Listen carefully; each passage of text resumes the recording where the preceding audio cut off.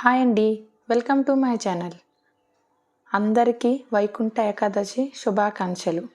మేము మార్నింగ్ 8 o'clockకే టెంపుల్కి వచ్చామండి. చాలా రష్గా ఉంది. అందరూ ఒకరి వెనకాల ఒకరు వస్తూనే ఉన్నారు. అప్పటికే ఎవ్రీ ఇయర్ ఇక్కడ లక్ష్మీ నరసింహస్వామి టెంపుల్ దగ్గర డెకరేషన్ చాలా బాగా చేస్తారండి. బెంగళూరులో ఎక్కువ ఫ్లవర్స్ ఉండడం వల్ల ఏ ఫెస్టివల్కైనా టెంపుల్స్ అన్నిటికి డెకరేషన్ బాగా చేస్తారు. క్రౌడ్ అయితే చాలా ఎక్కువ ఉందండి. గోవిందా గోవిందా అంటూనే ఉన్నారండి అందరూ. డెకరేషన్ అయితే చాలా బాగా చేశారు. అసలు చూడడానికి 2 కళ్ళు చాలవు, అంత అందంగా డెకరేట్ చేశారు. మీరు ఒకసారి చూడండి. ఎప్పుడు కూడా ఈ విధంగానే డెకరేట్ చేస్తారండి. లాస్ట్ ఇయర్ అయితే ఫ్రూట్స్తో చాలా బాగా డెకరేట్ చేశారు. ఈసారి మీకు ఆ వీడియో షేర్ చేస్తాను.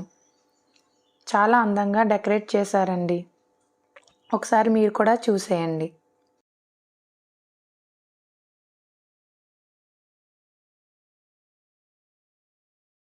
ఫెస్టివల్స్ టైంలో స్పెషల్ దర్శనం అని పెడతారండి. యాక్చువల్గా ఫ్రీ దర్శనం కూడా ఉంది. పిల్లలు పెద్దవాళ్ళు ఉన్నవాళ్ళు లైన్లో నుంచోలేరు కదా, దాని గురించి స్పెషల్ దర్శనం పెట్టారు. కపుల్స్కి అయితే 100, 4 మెంబర్స్ అయితే 150 అలా తీసుకుంటున్నారు.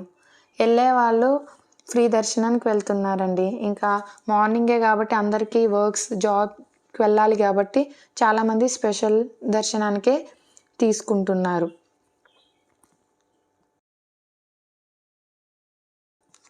వైకుంఠ ఏకాదశి రోజు ఉపవాసం ఉంటే చాలా మంచిదంటండి. ఈ వైకుంఠ ఏకాదశి రోజు ఎవరైనా ఉపవాసం ఉండగలిగితే ఉండండి. ఉపవాసం ఉండడం వల్ల కోటి వైకుంఠ ఏకాదశిలో ఉపవాసం ఉన్నట్టు ఫలితం దక్కుతుందంట. యాక్చువల్గా వీడియో అలౌ చేయట్లేదండి. లోపల వీడియో తీద్దాం అనుకున్నాను కానీ వాళ్ళు ఒప్పుకోలేదు. దేవుణ్ణి అయితే చాలా అందంగా డెకరేట్ చేశారండి.